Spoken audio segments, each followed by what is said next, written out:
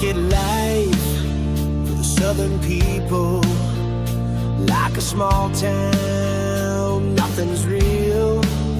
Mama's still doing wrong, don't tell the preacher. Nothing really changes except the weather.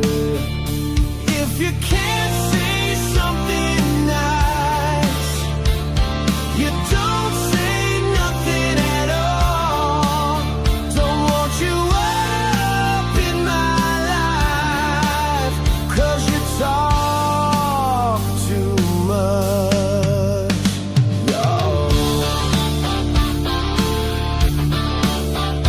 I could leave it all, I'm feeling low. Find myself on a brand new road. If you can't say something nice, you don't say nothing at all. Don't want you up in my life, 'cause you talk too much, y'all.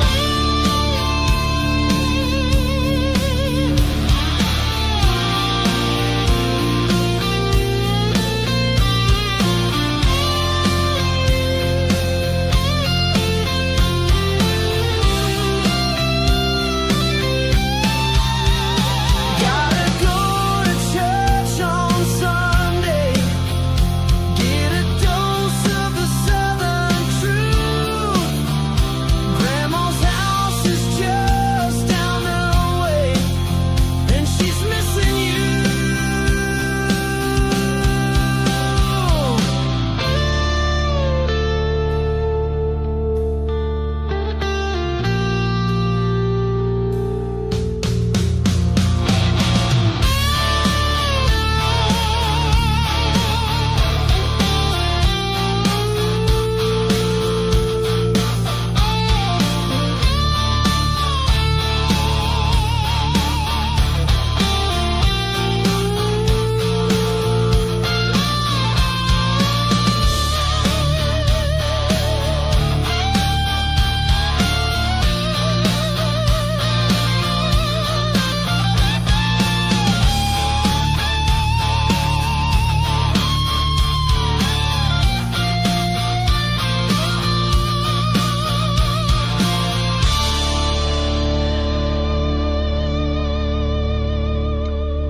And good morning, Dave in the AM, aka the Cornbread Man here, somewhat early on a Saturday. Sometimes I get up really early on Saturday, sometimes no. I was up kind of late last night, so I took a little late night, helped the wife, and went and did a couple things for her, and then here we are. Well, I typically, between the hours of 10 and 12, usually, for Southern Talk on Saturday. Happy Saturday. Happy Saturday to all of you on Rumble, Podbean, three others that we're streaming to today. We hope that you're having a great weekend. I was just taking in the total number of the damage that I took my granddaughter up to her mom's, and we saw the storm in the distance. I mean, it wasn't far from us. My granddaughter said, "Uh-oh, here we go again," because all the rain we had. And when we got over to where we normally go, a kind of a sort of, there's no direct route. I mean, except to go out of the way to the interstate, we have to kind of take a couple of side road, back roads, and the road was closed. There was a tree down, and so it had started raining. And then, wow, there was no rain yet. It must have been a wind event. A downburst, something, which is what happened. And they just had this really intense high winds. I didn't realize they had, well, it was all right there in that same general area, but we were just outside of that. When we started going through a neighborhood, found back ways over to go around this, and we kept running into roads closed with more trees down. In fact, there was a house that was split in two by a large tree. I don't think anybody got injured. I hope not, but I didn't see that. So we were trying to make our way to back around. It's really weird. I went a back way and I almost ran in a ditch. But what I kind of did with my back tire, it was a tight curve. dump trucks. All these trucks are trying to make their way, and by now it's pouring down. But I kind of back wheel, thankfully I was in a pickup, and got through that, and we kind of popped back out right where we were, just on the other side of it. I don't even know how I did that because I don't usually go through that neighborhood. But it was just, I'm usually pretty good about finding my way, but it was just the closure of roads made us take ways we don't normally take. And then we saw, there was no power, the street lights were out, which made that, just so fun. But people were being good. I'm surprised, being rush hour on that road near the interstate, but people were taking their turns at the light, which of course was backing up traffic. But they did good. Well, we got back. I tried to go the same way home. I figured by now they got this cleaned up. No, I just went back and got on the interstate, went back to the next exit, and came in that way. This morning, or late last night, or sometime in the middle of the night, I realized that it was even more widespread than I had originally thought, because the news was talking about. I didn't know they were doing drag races at the racetrack, at the drag strip. And so that got shut down, no power, signs were being blown everywhere, racers taking cover. That was all over the news and Facebook and things as well. So anyway, for my area, in that one little spot, it's amazing, everywhere else was fine. Probably didn't even get a drop of rain, but that one little downburst or straight line wind or whatever it was, I think it was just a downburst, because usually straight line winds will do a wider area. Just shows you the power. With all the rain that we had, these trees didn't stand a chance. So I hate that those people's house got hit by I hate that it got hit by the tree and split in half like that. Sometimes people, and I get it, shade makes the power bill cheaper. People like to go back an area, have the hidden driveway, and they'll put the house right in the middle of a bunch of trees. But that can be very dangerous as well during storms. It's nice to have trees. We got to have trees. It's beautiful. We need we need to have the plants and trees and all that stuff. But don't have them so close to your house. Then you got to deal with the root systems as well, messing with your water lines and stuff. In fact, when we got up to where my granddaughter's mom lives, she told me it looks really different, so they're cutting all the trees down. So why are they doing that? She said the roots are messing up the apartments. Sure enough, they had already cut a bunch away. It looked totally different, like barren. They just had them too close. These are big trees, massive roots, and they were causing havoc with the apartments. So, they plant them.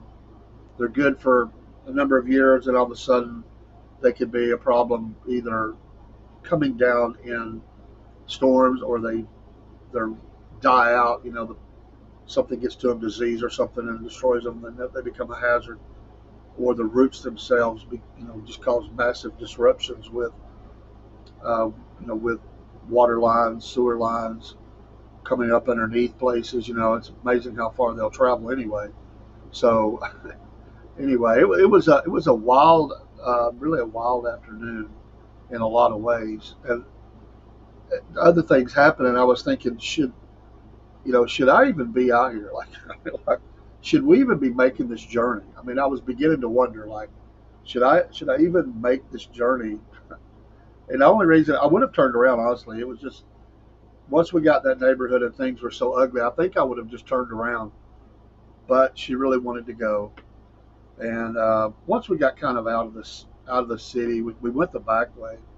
It got to be okay, and we didn't hit any other bad weather.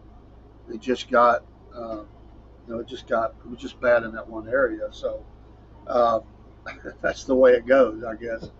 But be careful out there, folks. These pop-up storms are really bad. Not that I'm telling you something you don't know, because you do, but sometimes people are, very,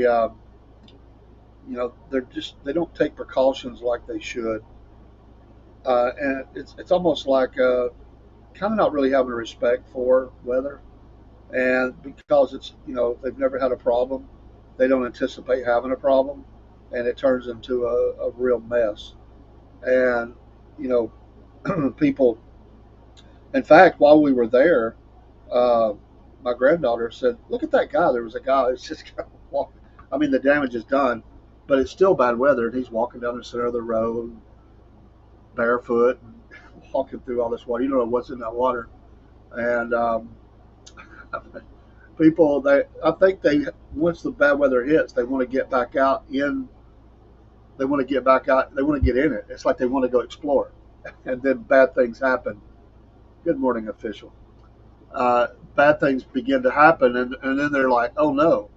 I was looking at a video just this morning in the bad weather we had the other day, with the 5 to 6 inches of rain fell in a short time, in 4 hours.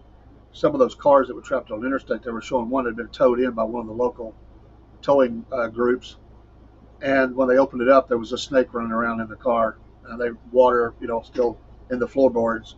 They were trying to get the snake out. So that lady will probably never want her car back. Actually, think about it. It's already got water in it. I wouldn't blame her. And just the thought that there was a snake in it, she'll never be able to feel like she's safe. She'll always be like Chucky. What's under the seat? She'll always think a snake's going to crawl out on her. But you know, we water is very damaging, and yes, and in her case, she was on interstate, and we've never seen that around here. So you're traveling or whatever, going home from work. Sometimes you get caught. You can't get off the road. People say, "Well, they shouldn't do that." I'm talking about, people that got out play is one thing, but sometimes you're trapped. You're trying to get home, or to pick your child up or whatever. Things happen, and if you're on the interstate, you don't anticipate that. So, you know, maybe again, that's just not an area that's ever flooded that I know of in my lifetime here, and I've lived a pretty long life. So I don't, there's nothing she could do. Once it jumped those barriers, once it jumped over, it just became a lake, and you're traveling down the interstate, you know, whatever speed. It gets a little slower because that usually piles up, and the bad weather make it worse. Then you're on it, and there's no exit right there. It's not like you can say, "Oh, I'll just take the exit." You've already passed the exit. There's no way off. So the water is getting closer. You're trapped in basically a parking lot, and there's just nothing you can do. So it's an act of God, and so I feel for I feel for these people that have things like that happen. But do be safe. These storms pop up, and you never know. Well, a little bit in news as we look at news, and we didn't really talk too much about it last night. Just sort of a cursory discussion, just to wrap up, as it's ongoing. Kind of anticipated. I figured they would do a framework. This is basically, honestly, the same thing. They step out. We don't have a deal yet. I figured they would give it, maybe do the ceasefire. They say no deal. Just to go straight for peace, which means they couldn't get honestly the ceasefire, and they felt like it would be violated. And honestly, I think that's a good possibility because between Russia and Ukraine, because if Putin didn't do it, Zelensky would. And so that was one of the things I mentioned in my live the other night. So it's basically the same thing of what I said. They stepped out, positive talk. We're going to move forward. We're going to get this done. But everybody's agreeable. The president's going to meet with Zelensky. And now they're throwing in another wrinkle to it. This is where it starts getting dicey. We don't get to the peace deal, and I'm sure they're trying to get this written in. Now they're wanting to do, Europe is wanting to do a NATO-like protection for Ukraine. So basically, he won't get NATO membership, but he would get an Article 5 top guarantee, is what the news is reporting. So basically, they're talking boots on the ground, a force that would be there to keep Russia at bay, and they're calling this a oh, what do they call that? I'll see in a minute. But they're this force that they want to put there, they say cannot be successful without the U.S. help. Now that doesn't mean our forces there, but they just say without our commitment. So Putin said he's not interested in temporary settlement. He wants something permanent. That's 3.5 years in. So they're going to move forward. They say that the talks went well, and that the Trump will meet with Zelensky this week. As he's coming to D.C., he'll be in the Oval Office on Monday, on Monday. Little dictator will be there, and but they're calling for this other force to be put in there, and that's going to be. I think that could be a sticking point because I don't think that Russia is going to like that terminology. Now they may still get him to agree to it, but boy, we start talking about putting other forces on the ground. I mean, they're not calling it a peacekeeping force, but basically that's what they're talking about because it wouldn't strictly be a peacekeeping force. It's a force that could go into action if needed. So the terminology here is going to have to be very careful. You just kind of knew somebody was going to throw another wrinkle into this. You just knew that Zelensky was not going to go quietly into the night. He's going to stir the pot. He doesn't want this thing to end without you know he's just always going to demand more. And now he's got Europe speaking out for him. And it's amazing that they always have these conversations and they say, well, but we have to have America. We have to have America. And that's how we get pulled into this stuff. And I don't know if the president will agree to that or not, but they're talking about this force, and we'll see what happens with that. But this coalition of leaders, if they want war with Russia, I really believe that. I really believe they want it. It's stupid, but I believe they want it. I think they want it on that battlefield. I don't think they want it on their country. No, but they so want to fight. They're itching to get into the fight. They're trying every which way in the world to get into the fight. But they know if they do that, there'd be condemnation from around the world. So it's almost like they're prodding Putin to do something, so that they can continue to do that. So they have here Russia's 5 demands and Ukraine's 5 demands to end the war. And what do they want?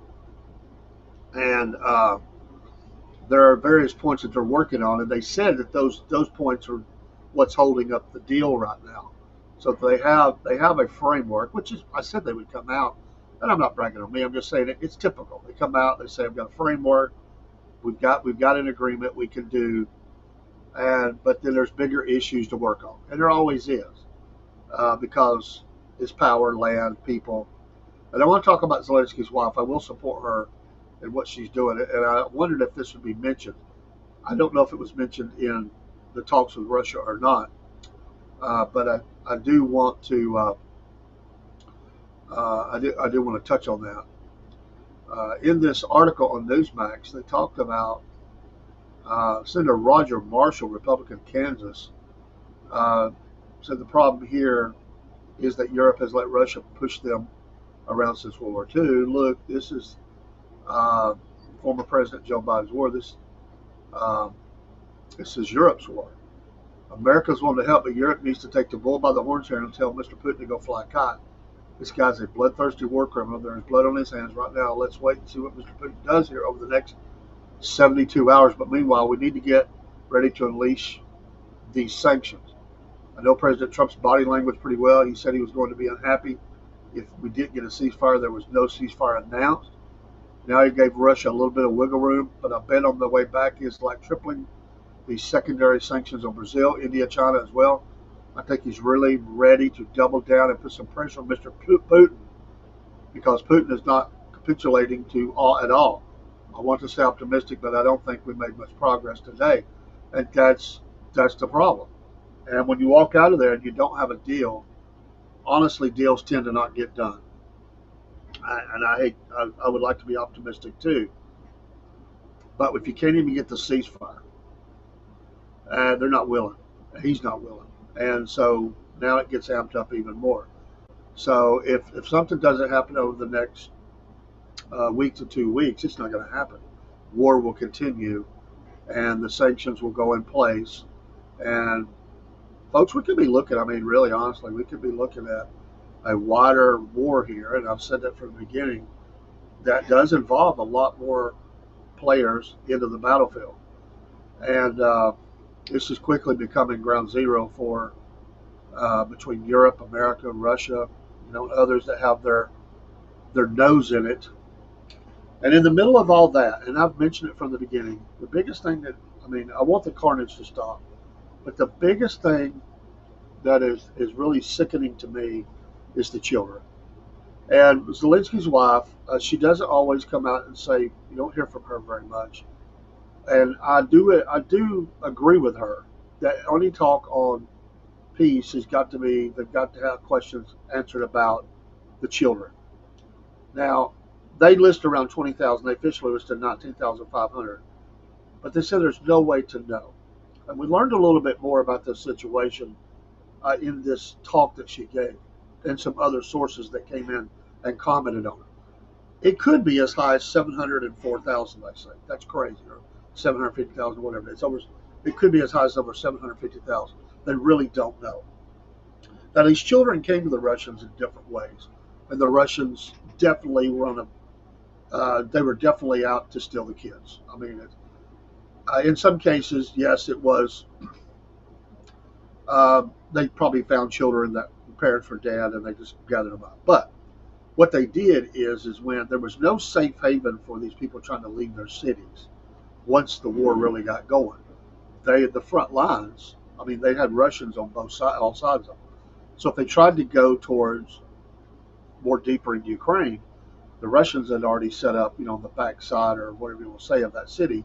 They had checkpoints. When they went through the checkpoints, they separated families. They forced them to separate. And they took the kids and they sort of put them like in I would call it an auction, but basically a review where you could come pick kids out. And in one case, according to organizations, there was a child, and a high Russian official took this child as for his very own. Now, take that as far as you want. We don't know. If just if you're already doing that, where does that go? Probably not good, to be honest. But they said that he wanted him because he was so good looking. He was a good looking kid. And I won't go down that road, but I think you get the idea. But anyway, even if it was legitimate, I'm going to raise a kid. I'm going to steal this kid, but I'm going to raise him as my own. He takes the kid. So they had these kids in some place. It sounds like something out of like we saw in the old movies or something where, a wagon train was hit and they killed the men, took the women and children and auctioned them off, the banditas and stuff. That's what it sounded like. So the Russians set up places like this. And then the guy the high Russian official takes the kid, but the kid developed, he had underlying health conditions the guy didn't know about. So he takes him back to Crimea and he just releases the kid on the street, or he has somebody do it. I'm not saying he did it himself. They didn't even take him to somebody. They don't know where this kid's at now. That's the last they know of what happened to the kid. They don't know where he's at. So, and like I said, I said it from the beginning, and this article proved it or substantiated it. The Russians turned some of those kids around and made them fight for Russia against the Ukrainians. My God. Yeah, the of age kids, the upper teenagers, they were forced to fight against the Ukrainians, their own people. In other cases, they were put in adoption centers, and in places, families changed their names. It's almost impossible to find them. They've changed their name, and they have, obviously been brainwashing them since and trying to eradicate their memory of Ukraine. The kids that they have gotten back are highly damaged, of course. They were beaten, and I'm sure other things. But if they even mention something that was culturally unique to their country, like I'm an American, if I said something that something about American apple pie and pickup trucks, or you would get beaten for that. So he was not allowed to even mention everything that you knew. So they were forced to learn Russian. If they didn't already know it, they were forced to learn Russian. They were beaten. My God, I'm sure other things. And the ones they've got back were in bad shape, absolutely horrible shape. they're starting to make some progress with them, and only it was a little bit higher. I think I had said, oh, what did I say? I remember hearing early on that there was about 50 of them found. I think that number is up to a real high number of about 150 kids. That's all they've gotten back. That's the total number of kids that they have got back. So this is, and the Russians sort of started hiding this more when the International Criminal Court started bringing charges against Russian officials for the war crimes of stealing these kids. So they started hiding them. They started changing their name. I mean, really, just removing any kind of paper trail, anything to these kids, and they don't know where they've taken them. They don't even know if they're still alive because to cover their tracks, who knows? Russia's a big place, and there's just no telling what's going on with that. So here we go. Russia, they're not going to turn these kids back over.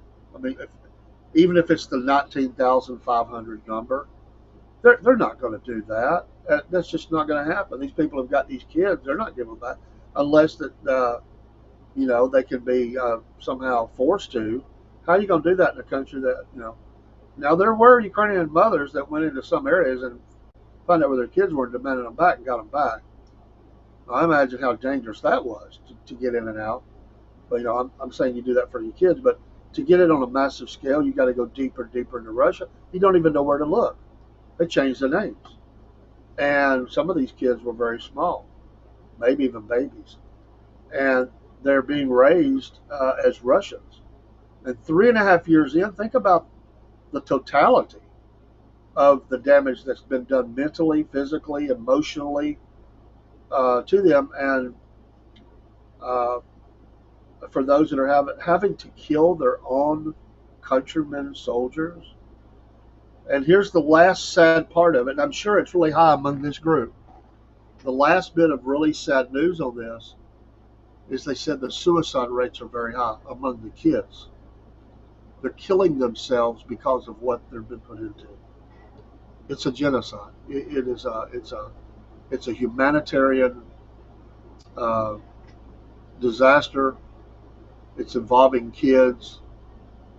There's crimes been committed here, and it's on a scale that I just don't know that we've seen maybe ever before.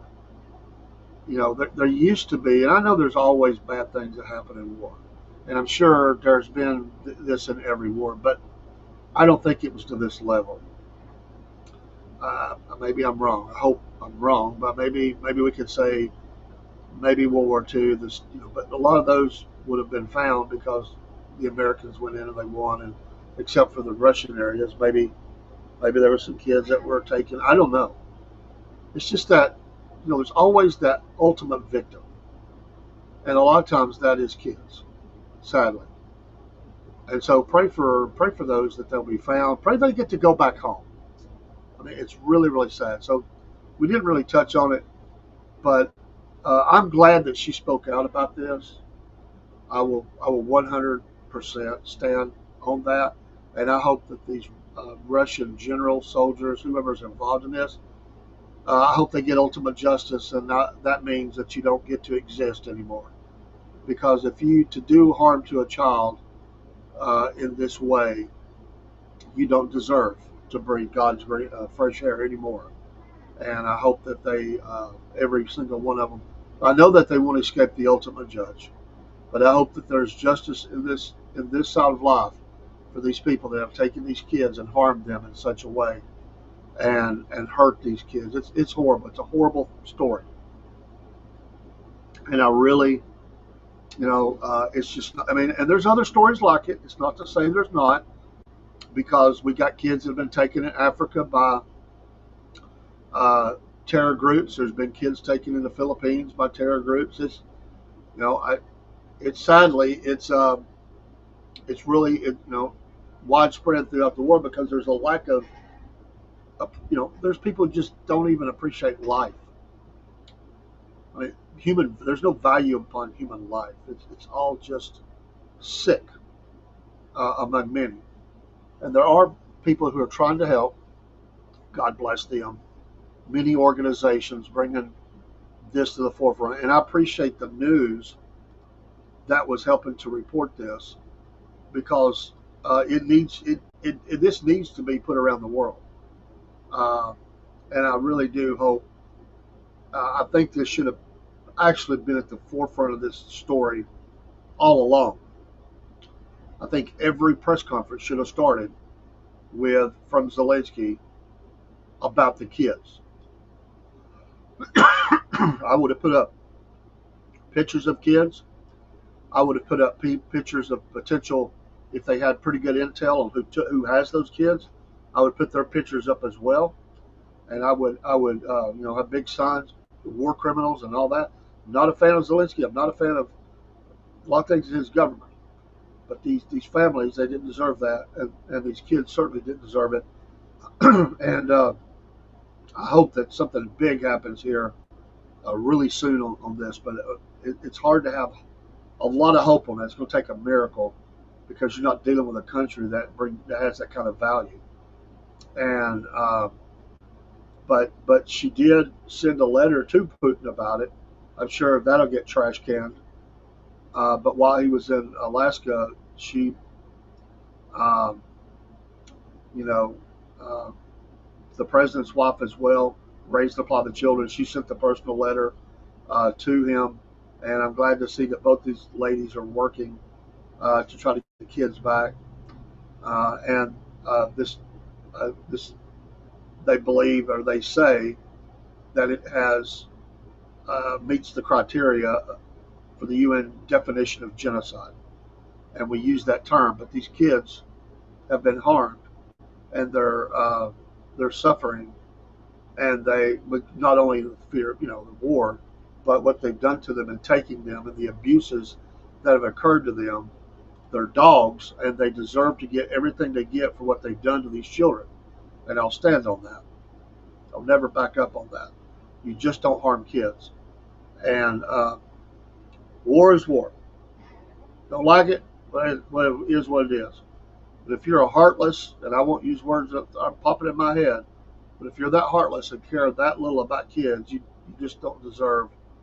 You just don't deserve life. I swear it. Just kids are harmless, and to make someone fight against their own people, my God.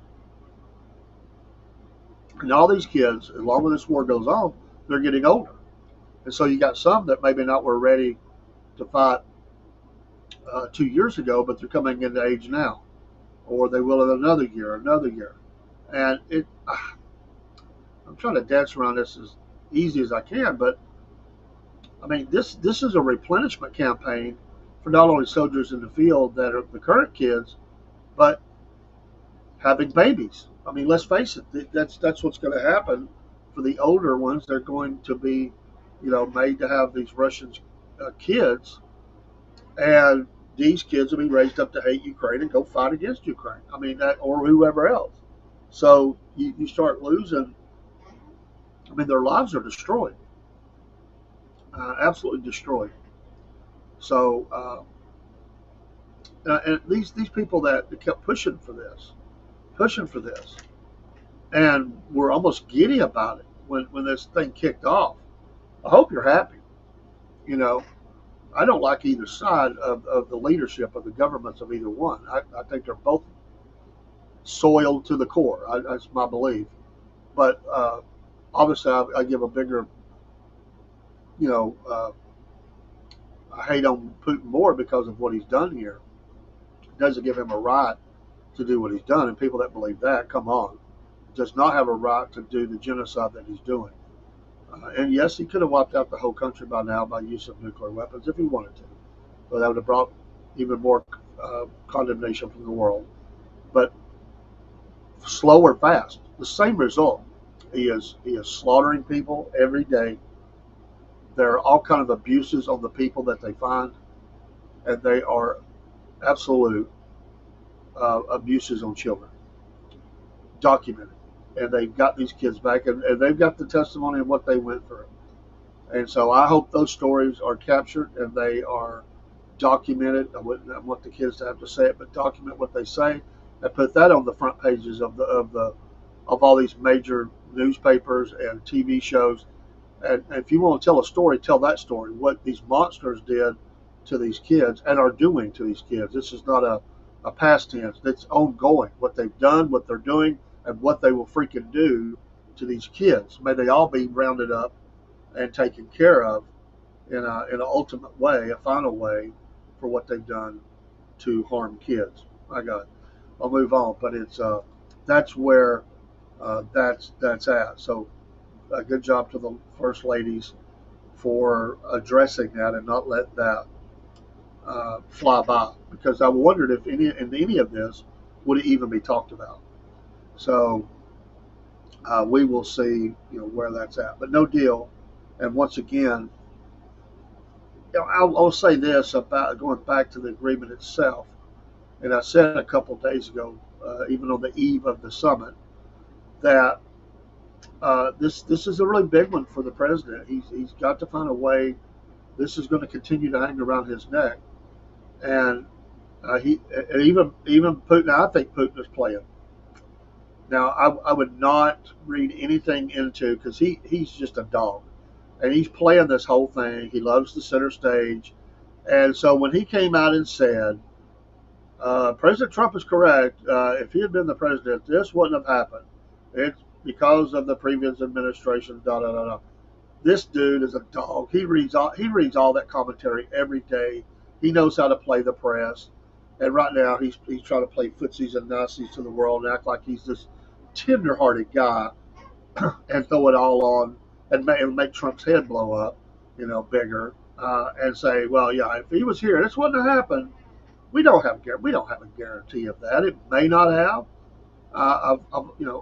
I think the president does a lot of wonderful things. He does throw peace through string.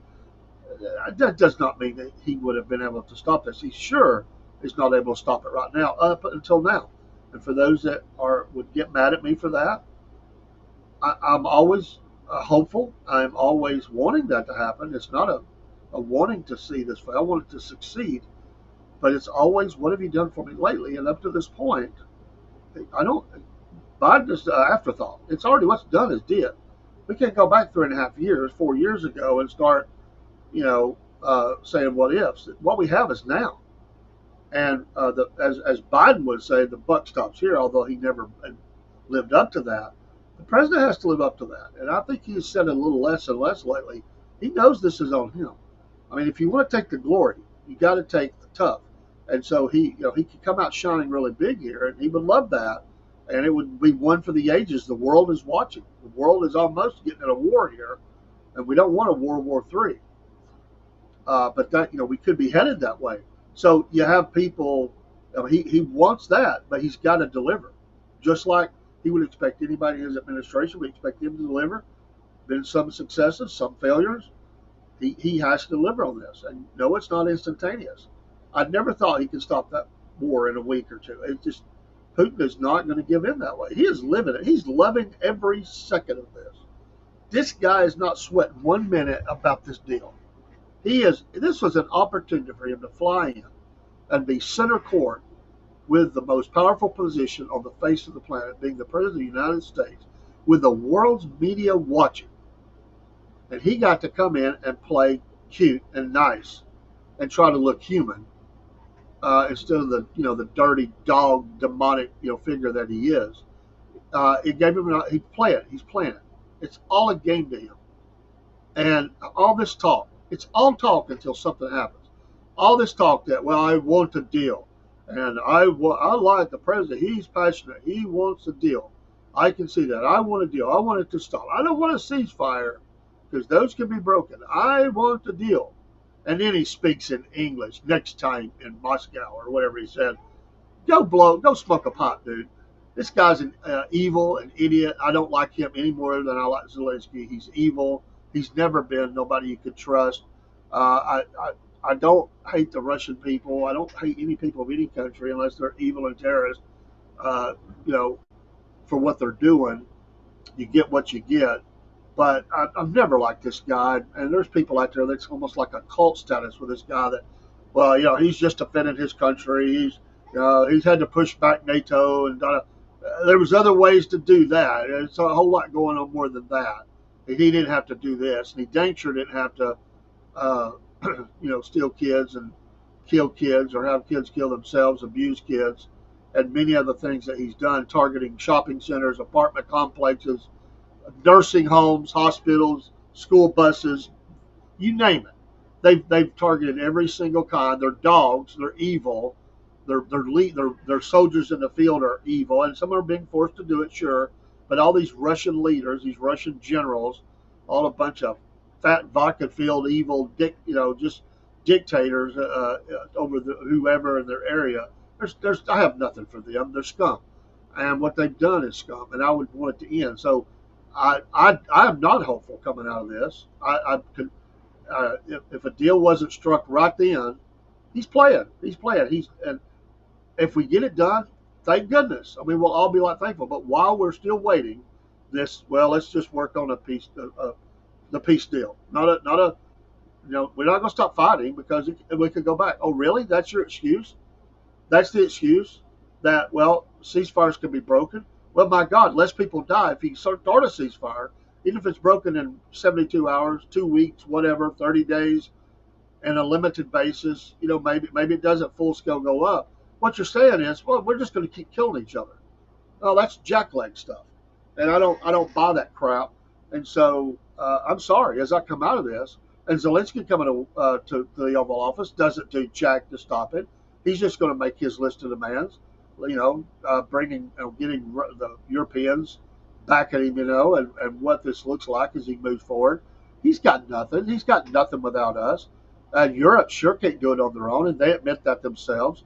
And so here we are. Absolutely nothing got accomplished. I'm sorry, nothing got except a really high-level meeting between two leaders of two of the biggest superpowers on the face of the planet, and in Alaska. That was big news, but really, honestly, not one thing really got settled. And I think this guy's a dog, and he's not intended to stop this war. And I think the president is probably going to have to level the most serious sanctions that he can. I don't know that it'll make any difference. He still has people that he can work with, that we cannot totally stop from doing that, even leveling high tariffs. And he's still going to sell his oil. And yeah, it's hurt his economy in some ways. In other ways, he's made money. He's not going to listen.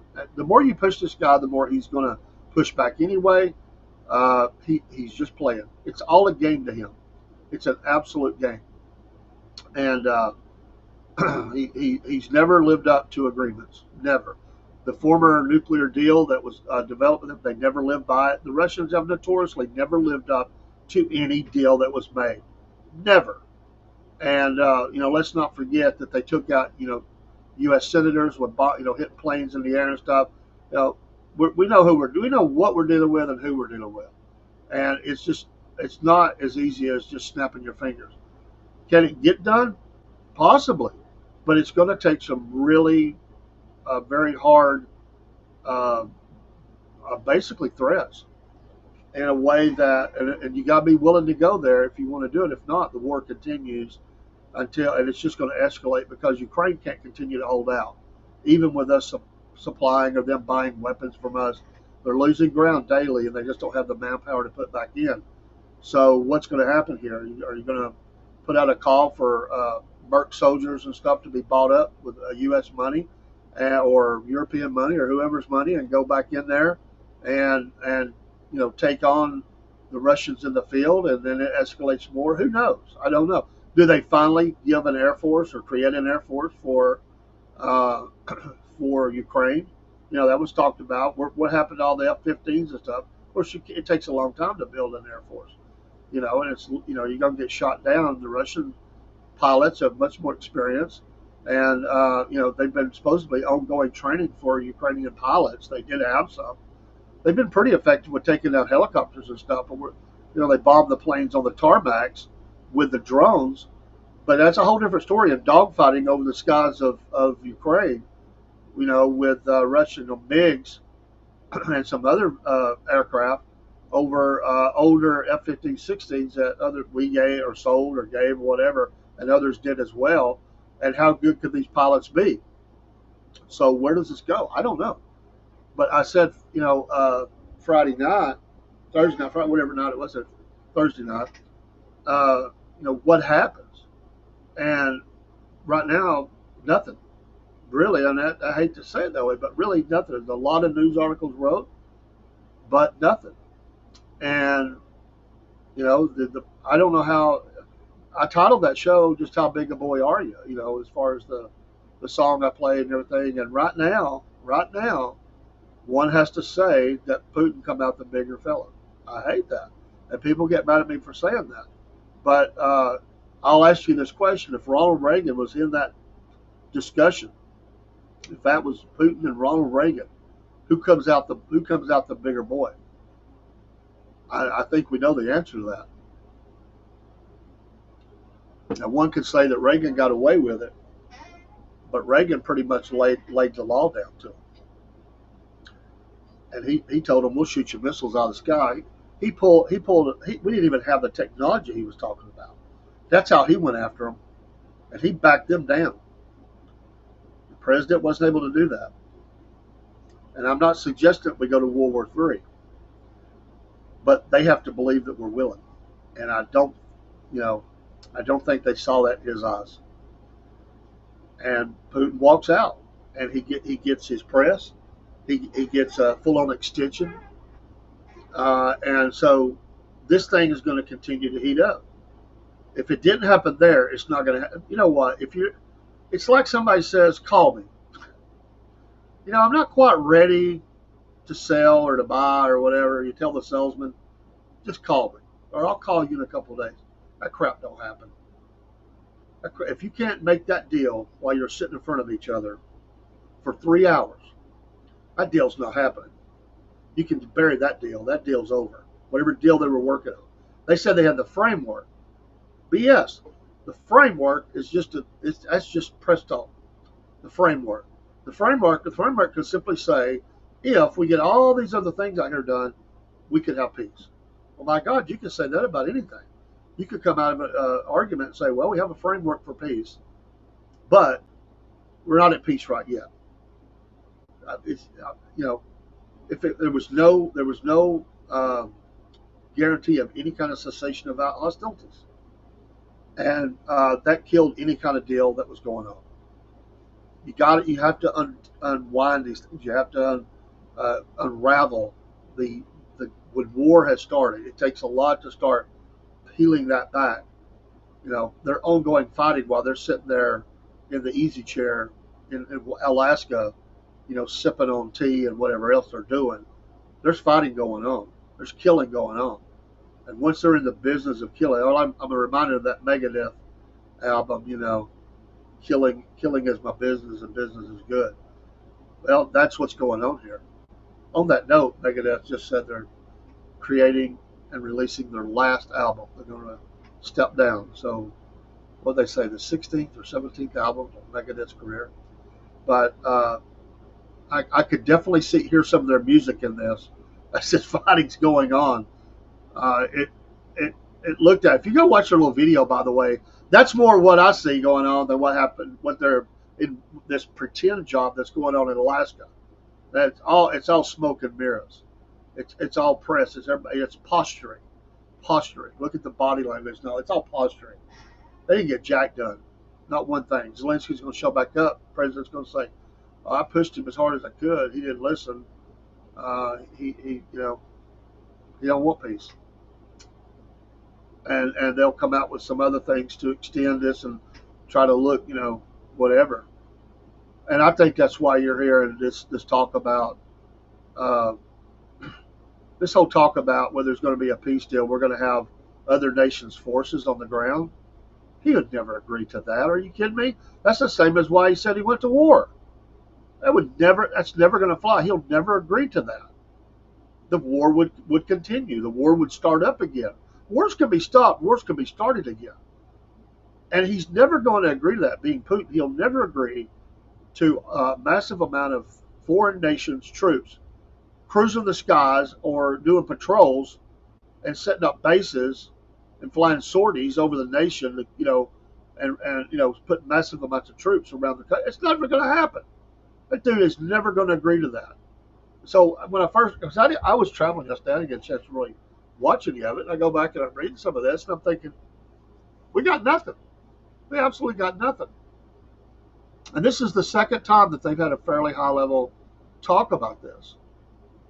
And I just don't think, unless something changes on Putin's side, he holds the cards here. He absolutely does. The art of the deal maker, the master deal maker, President Trump, is he's sitting in the back seat right now. He's not driving this thing. But the way I see it, Putin is driving it until he is really ready to make a deal, and he'll call us. That's what's being said here. We'll get back together and work on these issues. We got negotiations on these. That's all crap. He ain't working on nothing. He wants the deal to continue the way it is. He wants to continue to fight. He wants to continue to capture more of that country. And I think I would have hoped not, but I think Europe definitely needs right now to be ready because if it's not going to happen, he's not ready and he's not going to make peace. Then their threat is absolutely there. Whether that would happen or not, don't know. But they're going to have to put things in place to protect themselves. And I think the Polish country, Poland, has done that and is doing that. But I'd say there's great concern about some of those neighboring countries of where this thing is going.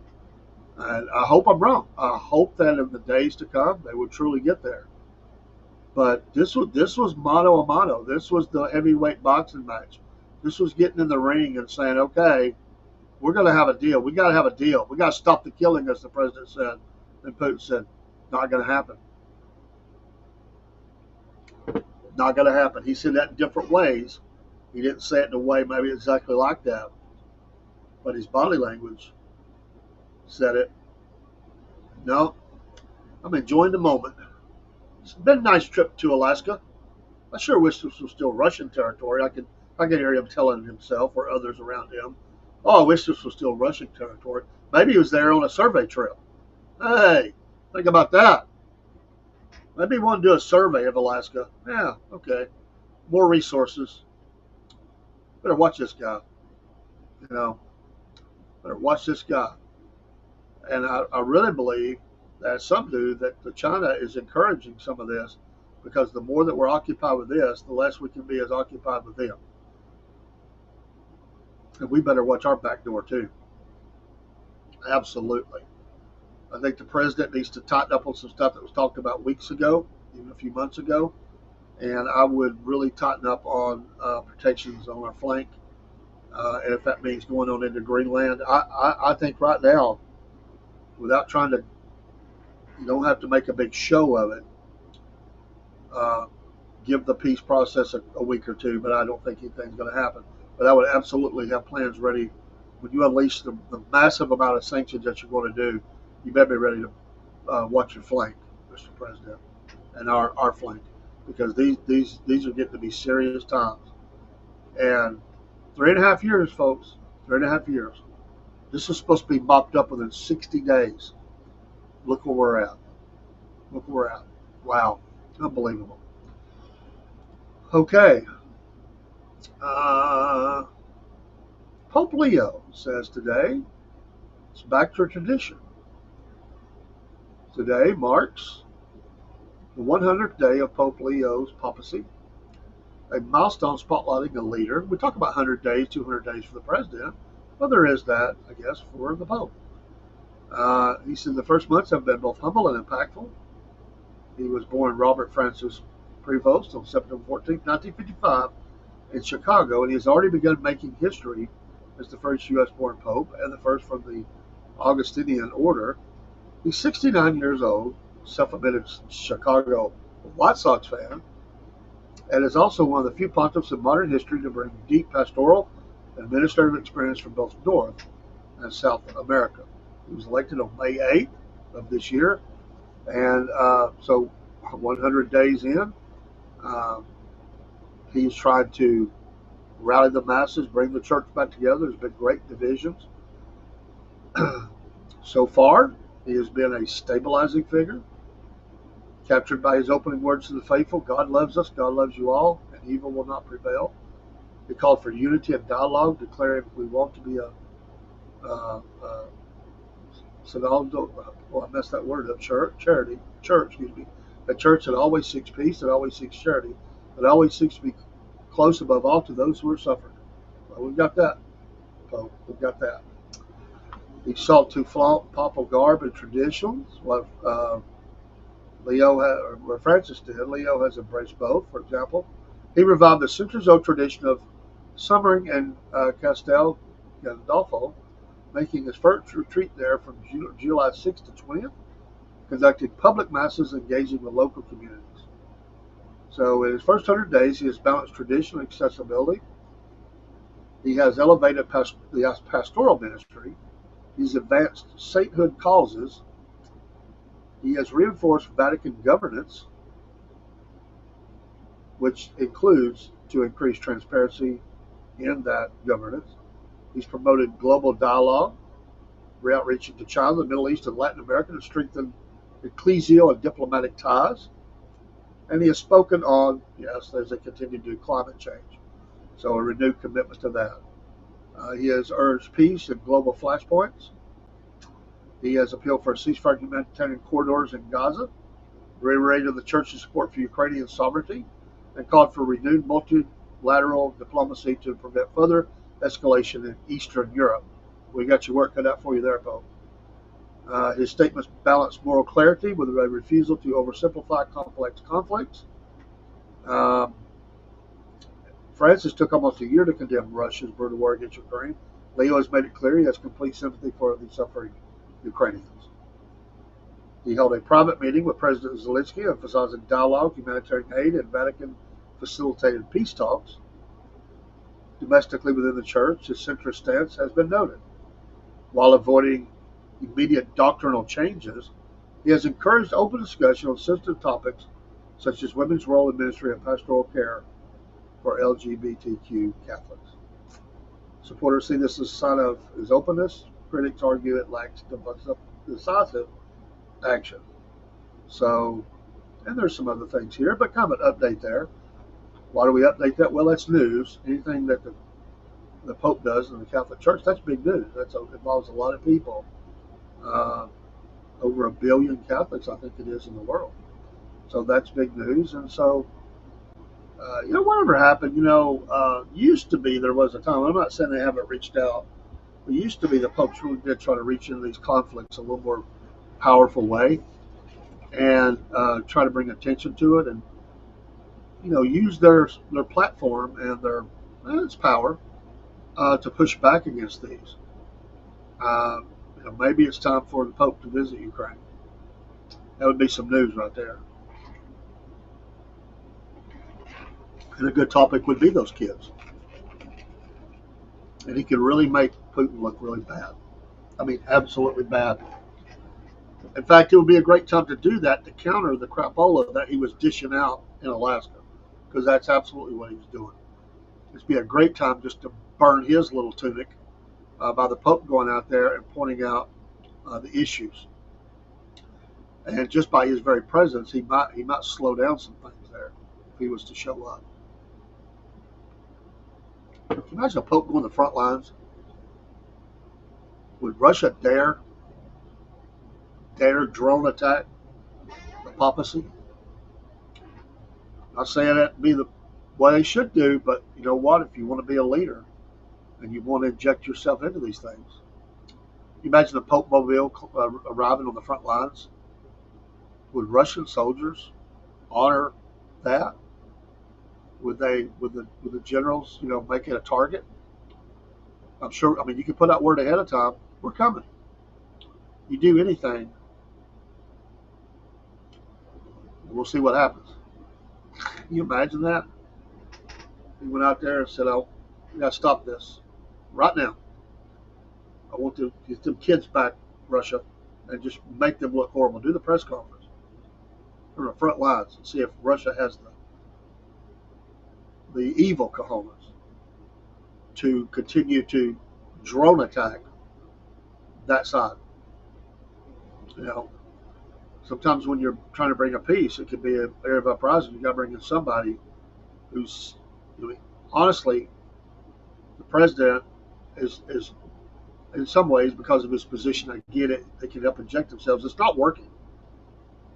There's nobody else that holds that kind of stature. But you need a mediator. You need somebody to come in and start putting some pressure from the middle out here. And wow, what a stand that would be.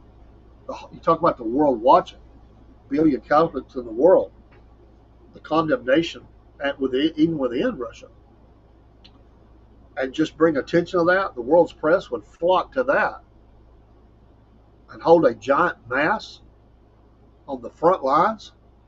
Wow, it never happened. But can you imagine the effect of that? Do like a 3 day solid mass.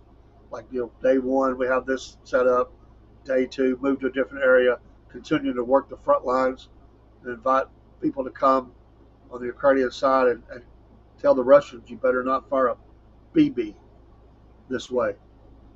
We're going to have a peace rally. Call it a peace rally. And we welcome the Russian soldiers to lay down their weapons and come join us. That would be some gutsy stuff right there. Hey, that's what people that really want to make change. They're driven to do stuff like that. And it's not your press conference. It's not your release on X or social media. It's not the photo op. It's that I'm showing up and I'm demanding this to stop right now. That's what mama bears do when they get out in front of kids fighting. They just stop right now. They grab them kids up by the collars and say, "That's it." There's been a lot of talk about that among faith leaders and stuff, even in our own country. Where are you at? You can't just sit from the pulpit. You're going to have to get out in the street. You're going to have to go into into the streets and separate these people and challenge them. And yeah, that's dangerous. But you know what? Somebody's got to do it. Somebody has to put that kind of pressure on. I think he may be the person that can do that. Even though I'm not saying Putin is religious at all. He is. His father is Satan. That's who he worships. But it would put a tremendous amount of pressure, the kind he's not used to. The little man might be sweating a little bit by the time this was over. Can you imagine the world watching this? It would be the news event of the century if the Pope was to do something like that. To show up and pull that move off and tell any authorities, whether it's Ukrainian or Russian, whoever, don't try to stop us. We're coming in. We're coming in. And we're bringing a lot of people with us. And we're going to rally. You better not touch us. You better not touch us. And say we call on all soldiers to lay down their weapons, whether you're Catholic or not, and come join us in peace. That's the kind of move we need right now. Something like that. See, we got supposed faith leaders now that send people out into war to bomb others, to blow themselves up. We need faith leaders that walk out of the middle of the battlefield and go, stop, and start praying. And you know what? At the end of the day, these people have a soul, and challenge them and challenge those leaders in the field. Can you imagine the Russian leaders, the generals, pressure? Hey, they'd be sending the calls back up the line. The Pope is here. What do you want me to do? And I will bet there would be Russians that would lay down their weapons, and I'm not doing that. You can kill me. I'm not doing it. I'd be some kind of move right there. But wow, it'll never happen. It would never happen. But that would be pretty powerful if you saw something like that happen. I just think that's really cool. Let me run a quick ad. We appreciate everybody's support of the Southern Fried, and we do have these great affiliations. We're still moving things into the Rumble Studio, and we'll I'll have to drop links into the Podbean. But we do have our SFP coffees, and we're very proud of this. We've got many blends, and even the single-use cups. That's the one with the letter. We're not allowed to use that. That's a copyrighted thing, and there is a company that has the rights to that. And so people say, what are those cups called? They're called single-use cups, and it is available in that. Uh, on the screen, you're seeing 4 blends, but there are many more. I have drank every one of those blends. They're great. The coffee cup designs, we'd hope to put them on the coffees later on. We may see some of them pop up. It was a slower process to get it out. We didn't want to wait, so we got this one approved. Later on, maybe we'll get some more approved. But we're going to put those designs up in our store because we love the designs, and you can order coffee mugs with those designs on them. We have some of them up. Some of them we still have to load up. But the coffee, scan that QR code. If you're in the continental United States, the shipping is included. Now, we have them all the way down to 1850, 1850, 1990, and we're taking a very thin margin at that price. We're not trying to. I promise you, there's no big markup here, and we escalated it just a little bit as we went up the line into the bigger amounts. We just we're not trying to rip anybody. We don't do that with anything we do. Everything has a thin margin to it. We don't put a lot of a big markup on it. And plus, there's a lot of competition anyway. You couldn't do that anyway. We want our own coffee. We're not trying to be the coffee leader in the world, but we want you to have the SFP coffees, and you'll enjoy those too. And we appreciate your support. It's a very simple process. They're very quick about fulfilling these orders, and we're tickled about that. And you don't have, like I say, sticker shock once you get there. And if you're a first time there is a pop up that will give you, I think it's 5% off on top of that. So I think the first time that you order, you can get that. So order some SFP coffees today. I have the house blend in the studio right now. I have had the cowboy blend, the 6-bean blend, the Mexico and Peru blends, the breakfast blend, all those that was on there. I think that was all of them. And then there was one more, I think, and I'm trying to think of which one it was, but they're all good. There's still a couple of blends I need to try, and I've got to get some single-use cups. I have 2 coffee makers in the studio, one for the drip and then one for the single-use cups, and I've got to get those in. I didn't order those yet, but I'm going to, and they're great. Also, don't forget Patriot Mobile. Patriot Mobile, make the switch today. Promo code Cornbread. I love these folks. Just great. We've said it many times. What a great organization they are. I love the switch. My phone has stayed on 5G since I made the switch. With my other carrier, for my area, that didn't happen. And so I'm very, very pleased with that. I love their customer service. Their communications are always filled with faith. They're in with the scripture. They're always encouraging that way. They're America first. They pray for the nation. They're Texas-based. Their customer service is Texas-based. You can understand them. And they are pro-First and Second Amendment, pro-life. I mean, what more do you want? And I'm not putting down any other company out there. But show me another company that makes that kind of stand. You won't find them. And their work with veterans and what they're doing. They run ads all the time on Newsmax. Look at some of those ads they run and what they're doing for veterans and helping them. And it's a win-win. This is a grand slam. And make the switch today. Promo code Cornbread is going to eliminate your first month, because you do have activation fees and stuff, so at least take that away. It'll save you some money. And we're in their loyalty program. So when you make the switch, as long as you're a Patriot Mobile, you're helping the Southern Fried too. In fact, I'm helping myself with my phones being there. We get a portion of that back. Now, it's a smaller portion, but it's a portion, and portions add up. And it helps us with our fees that we're paying, softwares we have to have, better equipment, improved equipment, and just getting better at what we do for the Southern Fried. We're thankful for that. So those are 2 of our biggest ones, and there are others. And we've got new announcements coming as we work with another group that's coming in, and we're still trying to work out what all that's going to look like. But we're excited about it because it's stuff that'll help you. It's not just stuff that helps us; it's stuff that helps you, and we're thankful for that. W Energy Drink. No shakes, no crashes, no sugar. Promo code is Southern Fried for the W. Just go to their website. They run all kinds of deals. Put in the W, you're guaranteed to get 10% off. But they'll find that they run deals all the time. I love W Energy Drinks. They have these great flavors I don't find anywhere else, and I just love it. I just got the packs. I poured in a bottle of cold water, shake it up. I'm good to go. but you can also buy the shakers. I don't have one close by to me, or I would show you that. I think on the wall behind me you can't see it, but I have one of them hanging there, and I have these. I have two or three of those hanging around here because I support the companies that we stand with. Mammoth Nation, uh, we have a link for that, but and we're going to start advertising for some of the products of the companies that they represent with Mammoth Nation. I'm a lifetime member of Mammoth Nation. What a great company that is. Another America First company. I love their stand. I love their videos. They're awesome for the way that they're defending American values and conservative and people of faith values. I love that. And those companies that stand with them, I've bought several things from those companies. You get great discounts as you get better pricing anyway, and discounts as you go through the Mammoth Nation portal to these companies. They add more companies all the time, and I have bought several things from those companies. So that's another one we have. Of course, Podbean itself that we're going to right now. You can we have a link for that as well. You can get your first month free, which is about $14. So become a podcaster.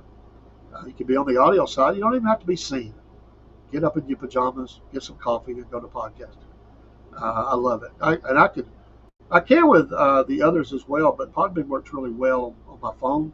And when I'm out somewhere, I can, if I want to go live or record something and load it up, I do it right there from my phone. You can do that with a lot of them, but Podbean works very well that way, and I like the platform. Paywhirl is a new one that we have. I don't have those up in there either yet, but I will. And it's a company that helps you do your financial transactions as a company, invoicing for you, all those things. They'll set up with your Shopify. In fact, we may be using them quickly. We just now came on board with them, and we had already had some things in place, but what we were using. But the more I'm getting their information in, I'm wanting to make the switch to them as well, and they're very affordable. So anyway, for a small business, they're absolutely fantastic. And Paywhirl, we've got again the promo code Cornbread with them. We've got a QR code for that. We've got to get that in here. So, and like I said, there's a financial group that's coming on board. We're trying to get another one too. It may be more localized. We're not sure yet, and we don't know if that's going to develop or not. But the one for we're going to give you some great advice for that. In the next couple of weeks, you're going to be hearing from a holistic health company that is based about 25 miles from me. Great local company that is super excited about coming on, and we want that. And we're hoping to get them on a rotation basis, whether that's what that looks like. If that's quarterly, monthly, I'm open to weekly. It doesn't matter to me. I want to get that information out. These healthy options, cleansings and stuff that you can do for your body. It is very popular right now, as it should be. And cleaning your body up and getting some of that crap that they put into you out of there. They're going to be coming on. We'll wait for the announcements where I say the names and anything. We're still working that out. But they are definitely on board with that. We're excited about it. Rob has a couple interviews set up. We'll have the Cullens back, and John Frady will be back in another couple of months. They'll be on a quarterly basis. We've got a lot of folks that are coming in and more to go. And we're looking forward to these interviews and where this goes. Don't forget Cornbread Nation Radio. And we stream through Citrus 3. And in fact, I've got to load 4 shows up today before I take off. And I try to get those up as quickly as I can. It's awesome, 24/7 radio station, Cornbread Nation Radio, and eventually we'll be going live there as well. We're just trying to get some things in place. But love the Southern Fried. We're a little over a year old, and we're very pleased with the growth that we've had. Thank you so much to our friends. Everybody's not going to like you, and that's okay. People can move on. There's thousands of other podcasters. So, I would say we have a new logo that's going to be going up, and I think this will overlay on what I'm saying. And to that, we would say this: "Bless your Southern Fried Heart." That's going to be a logo that's going to be up in the store here, hopefully this week, and then other logos, like I said, for the coffee. I'll be on the cup, the things like that, and you'll get to see yours truly, Dave in the AM, the Cornbread Man. We're getting more logos up for that, and that Cornbread Nation Radio. That is the official logo for our radio station. So we're driving traffic to that. Now, if you want our email list, very important, and I need to send out a new email. We don't overload. We don't even send weekly. We said the most we would do is once a week. We've not been averaging that. But we don't overload your email. Send us an email and let us know your interest to Southern Fried Podcast at yahoo.com. Southern Fried Podcast at yahoo.com. And we will not overload it. We do a little more on the social medias with that because that's open, and we won't trade, sell, do anything with your with your email. We don't do that. We don't believe in it. We don't like it when it's done to us, and so we will never give that list to anybody. I mean, I've never been one to share an email or somebody's phone number unless that person gives me the okay to do that. I would do that then, but if not, I mean, I don't do it. People call me and I'll say, even if I'm pretty sure they would want them to have it, I won't do it. I'll say, let me contact them and ask them if it's okay. We're going to protect your private information. Absolutely. We have our threadless store. We also have Buy Coffee. New things have been going with Buy Coffee. They've done some updates. We're going to get some of that up on the screen this week. Those things are cool. I'm glad to see they're upgrading that. We've got a couple of monthly supporters who Buy Coffee, and we appreciate that, as well as our PayPal and Venmo information. We have that as well. And a lot of times you'll see that on screen with our, with some of our QR codes, like you do with Southern Talk. You see that like that. You'll see some of that on we've had up there already. And this one is a little bit big for the Rumble screen, but it gives you an idea of what we have, the store, Mammoth Nation, there's that one, Venmo, and PayPal. This is a little bit older. Of course, you can't, the store one is squeezed out, and there might be one above that. But this was created for StreamYard. We got to do that for the others. But all these things will be in the email notification and on StreamYard, as well as our Shopify address. We have a QR code for that, which to get the coffees is right there. So I love QR codes. They're so simple. It's great to be in a class, and the person teaching the class goes, okay, I'm going to put up the QR code, give surveys. You can go to the Kahoots or whatever and do the game and all that. Here's the QR code. I love that. Here's the back of the room. You just blow that up. Boom, you're there. So cool. Still trying to type in HTTPS//, you know what I'm saying.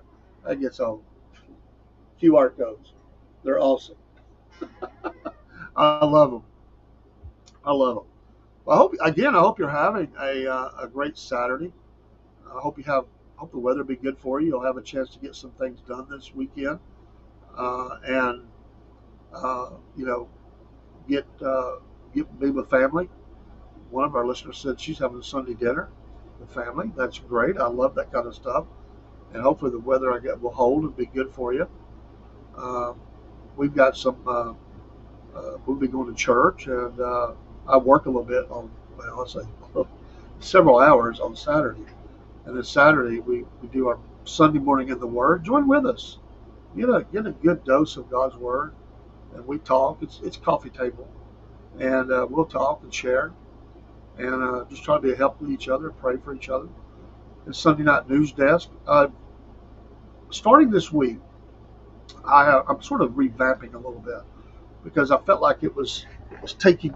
It would be what I've done before. The MAGA Minute. The MAGA part will be embedded within. I want to revamp that. The Sunday Night News Desk, the SFP News, is going to be much more visual more often now. It'll actually become a daily news bite with some things that's going on in major news. It could give some sports. It could give something about the MAGA. It'll have all that in a one scripture, and it'll try to do that within just a minute or two at the most. And we're going to make that the new one. I've been revamping this a little bit, something that's quick hitting.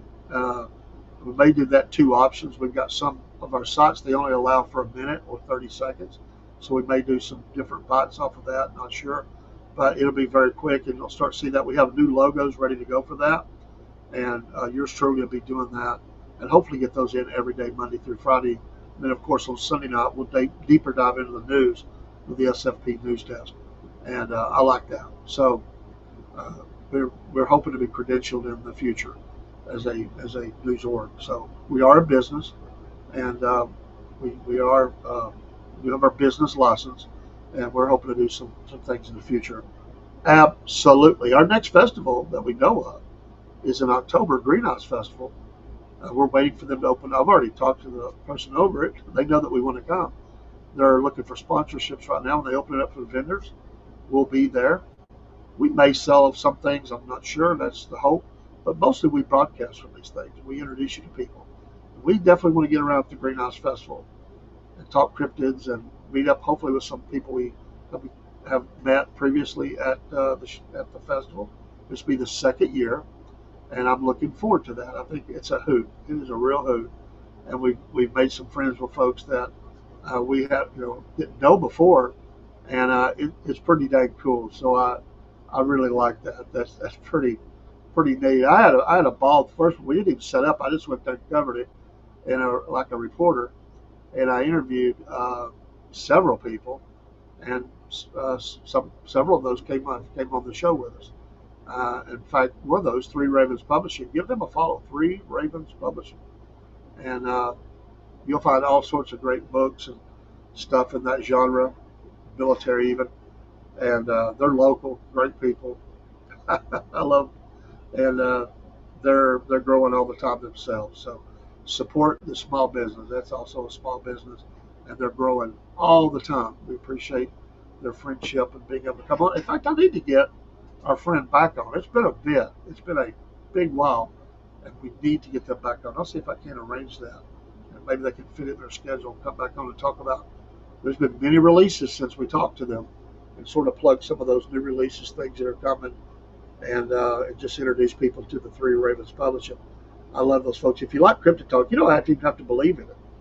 It's just fun. It's a fun topic, the cryptids. So hopefully I'll get to go to a cryptid event here before too long. Before that, because that's all the way in October, which ain't that far away. I mean, think about it, folks. Here we are in the middle of, we're dead in the middle of August. Football is just around the corner. Yes. I can't wait. Uh, we got the kickoff of the college football here within a couple of weeks. I think it's 2 weeks from today. Their games, and in 3 weeks for the NFL. I can't wait for that. Lots of preseason games going on. Skirmishes too. Scrimmages, which turn into skirmishes, and the games are getting ready. Don't know who you root for. You may not watch any of it, but a lot of people do from around here. We love our college football and high school football, which has started in some places already started off. But certainly by this Friday, you will see the high school football swing into action. So go support those players. And we're hoping here in North Georgia, just in the two counties that we're in, we've got to reach out to the schools. We're going to do it anyway, but we want them to know. We're hoping to have make some contact with people weekly that made a difference in a game, and those people are going to be interviewed on the show if we can get that arranged, and we'll put their name in a hat, so to speak, and everybody that does that from the local, every high school in the two counties. So we'll try to get six or seven high schools. We'll try to get interviews with those players each week during the season. At the end of the year, we're gonna have a drawing for the Southern Fried Sports Player of the Year and give a trophy to. So from the podcast, so we're going to try to send out information this week and talk to those, get information to the athletic directors and stuff, and hopefully set that up. I should have already had it out. We were still trying to figure out how we want to do it. I think we've got it where we want to set it, and we're excited about that. So this week we'll get information out, make contact, and let them know to let, if there's somebody they want to recommend, to email us, and hopefully they will, and to hook us up with those people, their players and their families, if they'd like to be on the podcast for our sports segments, which would be in the evening. Doesn't take away from school or practice usually. I think we could work that out. We'll find a night, and we'll interview them and give them some chance to talk about what they did in the game, and what they want to do in life, and That's always a thrill to be able to be interviewed like that. And we want to grow our sports channel too. So just getting that news out there and having fun with our SFP, the Southern Fried Racing Hour and the Southern Fried Sports show. One of them we call the Southern Fried Racing Hour, but the SFP Sports, kind of rolls off the tongue, so to speak. Make the switch to Rumble as well. I'm not at a level I can do ads today, but I would make one of my own. If you thank you for those in here from Rumble. If you don't have a Rumble channel, please get one. I'm not saying get rid of the one you got, but have your fallback. Rumble, go Rumble Premium. I guarantee the protection of free speech. And we love being with Rumble. It's a base for us. And soon, very soon, we're already approved. Pickaxe, if I get the words out. So I say Pickaxe. Love the name. And they will allow articles to be written. And they link up well with Rumble. So Rumble is video only. Pickaxe, which will link well with Rumble. They'll cross feed each other. You can do articles.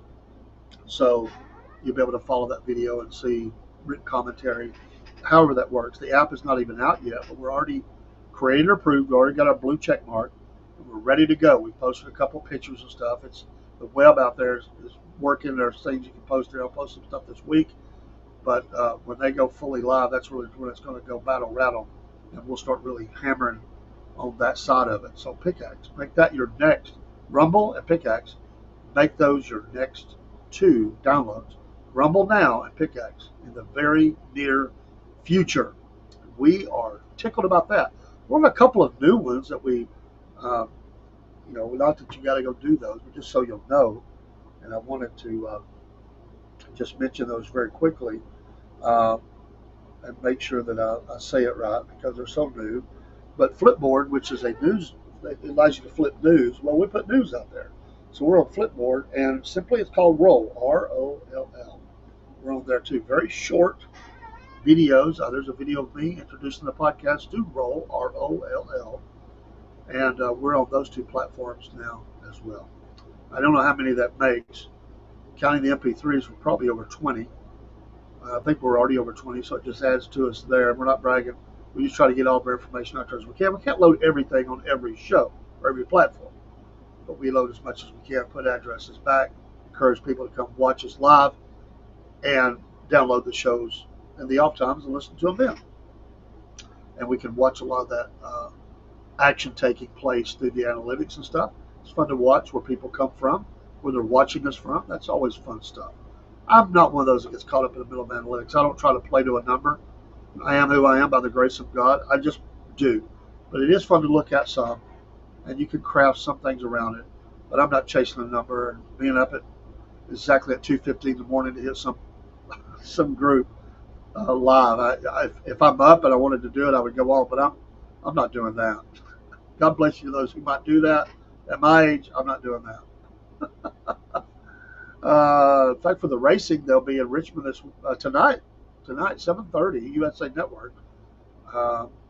Two races before the playoff. Richmond at Daytona. Richmond tonight under the lights, 7:30, USA Network. Watch you some NASCAR racing. If you say, I used to watch it, I ain't watched it in a long time, start watching it again. Hey, I was the same way. Start watching it again. And for those that say, they only make left turns, that statement is so annoying. They don't just make left turns. They run road courses. They don't even know what they're talking about. So they make rights and lefts. And let me tell you, at the speeds and the precision they make those left turns, have some respect. If you don't like the sport, just say you don't like the sport. But to say that these people are not athletes is stupid. I'm sorry, you can be mad at me. I don't care. Watch a race and watch what they go through and all the things that they have to handle in split seconds. And I'm sorry, they're in better shape than some sports athletes are. They really are. Not all of them, but a lot of them. These guys are put through a workout, and they're not out there, dogging it. Every other play. You got to be on in this sport, or you're in the wall. You don't have a moment where you can just walk up the court take a play or two off. You can't do that in NASCAR. You do that, you could possibly be dead. So I don't say if you don't like it, you don't like it. But I hate when people say that. They act like that sounds like it's like funny or something, like it means something. I just think it's dumb. It actually is not a smart comment. It's not even funny. It's not true. And it's a disrespect. I don't disrespect other people's sports. I'm not a huge fan of soccer, but I recognize how big soccer is in the world. And I respect my friends who watch that. And I know that those are athletes. It's just I prefer American football. I have watched soccer, and I'm willing to say I would go to a soccer. Uh, we got to go right down to Atlanta. I would be willing to go. I would like to do that. But to put it down and just say that, come on, and say, well, I prefer IndyCar. How many IndyCar? I bet the same people that say that don't even watch Indy. Come on, it's all just a slam. So I'll get off my soapbox. That just drives me crazy. I mean, come on. And you hear the same thing, you know. And yeah, people got mad, and I didn't like it with the cancel culture and all that was going on, and I don't want to go back through that. And it did have an impact, but I never actually stopped watching. I didn't watch pregame. I never saw those moves. I watched the game itself. I still do that. I don't need to hear the commentary. I don't need to see the whatever's going on before the game. I'll catch it at kickoff, and I don't watch half times. I change the channel because I don't want that pumped into my house. I don't want it pumped into my brain. I just watch the game. And but again, people have a right to boycott. I don't have a problem with that, but I still like it. And probably because I like fantasy sports. In fact, we're going to have the Southern Fried Fantasy League kind of far back up. It's not really just Southern Fried, but it's a league we had way before the podcast. I mean, like 20 years before or more. But we're going to just line it up and call it the Southern Fried Fantasy League, Fantasy Football League. And we got 5 teams. We're going to have a 10. We've got 5 owners ready to roll, and we're going to add to the others and have some fun with it. I was seeing the news that Shiloh Sanders is projected to be cut by the Buccaneers. I'd say he'll find a home. He is an athlete. He's just not making it there. So he'll get on somebody's practice squad or something. There's a lot of cutdowns coming in the NFL. A lot of cutdowns. There are many cuts that are going to be made to the teams. They have to get down to that 53 man. They can fill their practice squad slots. And some people will go on injured reserve and not count against their number. But a lot of those decisions, but most of those players, the bulk of those players, are going to be cut. Hello, Killer Carl. How you doing, buddy? Sorry, I had my thing slotted over on the ads. Good morning to you, and I hope you're doing well. Thank you for what you do out there every single day. Folks, if you're not following Killer Carl, do that on the Rumble channel, the Rumble platform. Another reason to get the Rumble download an app is to get and follow Killer Carl. He is bringing it hot and heavy, I think, every day of the week with slight changes of programming for cooking and or the Lord. The rest of the time, he's bringing the heat. And honored to have him stop by. Thank you, sir. You may already be gone if you're still out there. I do see you, and I appreciate you.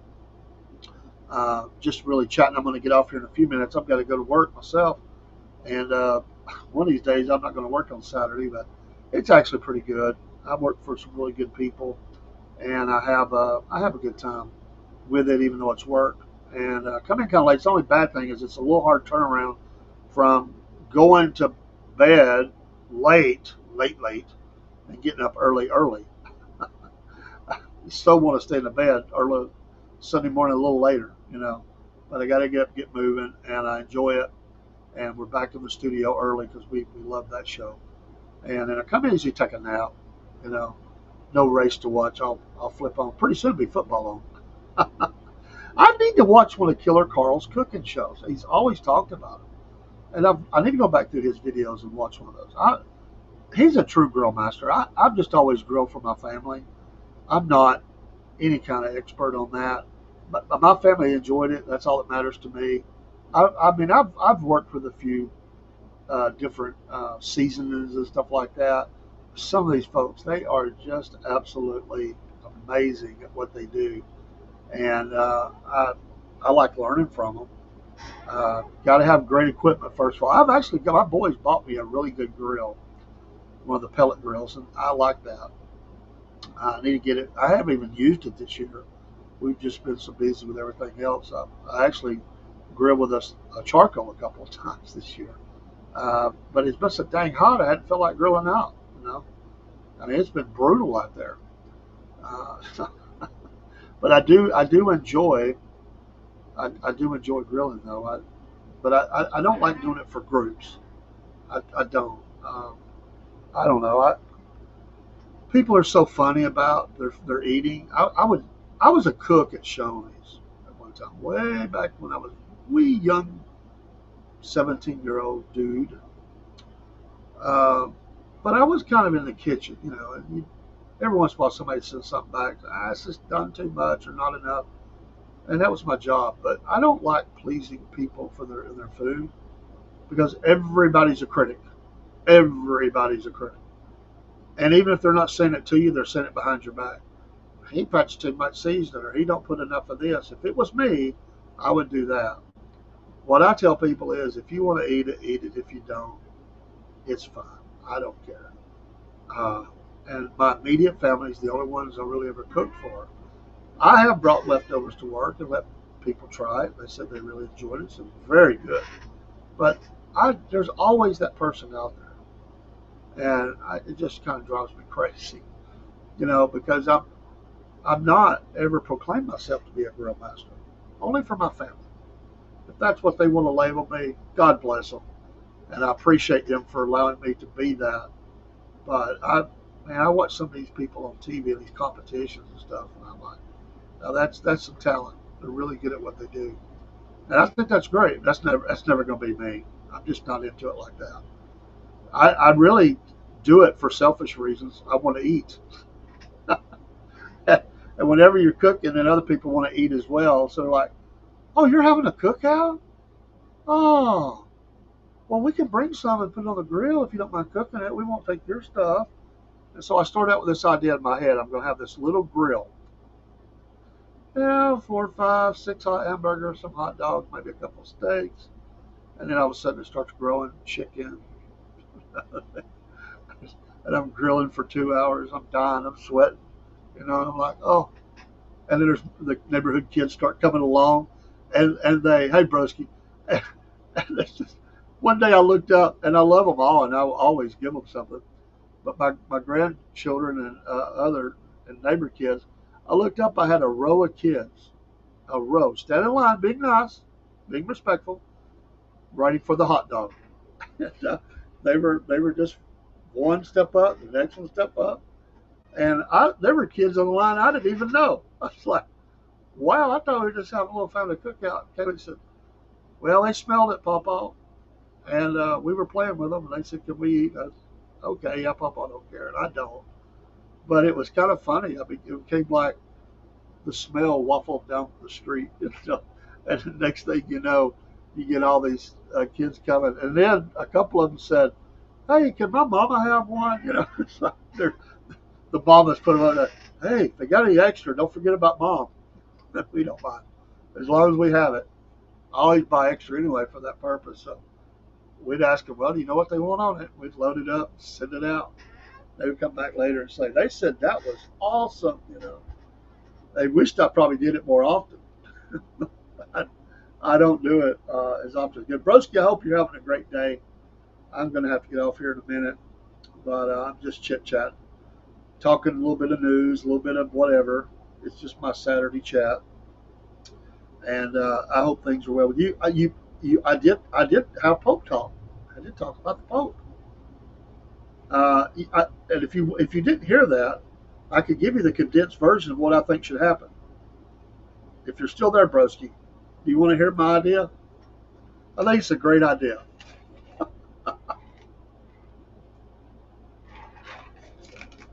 I would make Putin look like a really bad dude. Now, he is. I'd make him look even more bad, and the Pope could make that happen. while trying to minister to his soul. He has one. He has one. Unless he's a clone or image or whatever. There's a group out there on Telegram. Oh man, over a year ago, maybe close to 2 years ago, they believe that Putin died. This guy's a stand-in. The Russian hierarchy is actually still running. He's running the country, and they're pushing this guy out. This guy's an actor. They still say that Putin died. He was racked with AIDS and other problems in his body, and he died. And they claim this is a stand-in that they had been using to do press conferences and stuff, and to be seen, and that he doesn't have any power to make any kind of agreements. Which, if you want to walk down that conspiracy trail, that would be interesting. The fact of why a deal couldn't be made anyway, that the Russian leaders, the Politburo or whatever, are running the country. These hardliners are like just, they're war hawks. They're war anyway. Now I don't know that I would ever believe that, but it is interesting. And they claim this guy has slightly different look than one. I've never done a comparison, but I don't remember the name of it, but it's on Telegram. And I started reading their stuff leading up to this, and I'll never forget the weekend that they said that he died. It was, oh my goodness, these people, they come up with all this stuff. I don't even know if I still have it. I'm sure I do. And they post every day. Let me see if I still have that account. I don't know. I haven't looked at it in so long that it may have kind of timed out for me. Let me see here. I do like Telegram. We're on Telegram. We're just not very big on there. But I do like, it's General SVR. General SVR. They have almost 10,000 followers. So it's not, some one guy in his basement with a couple followers. This is actually pretty big.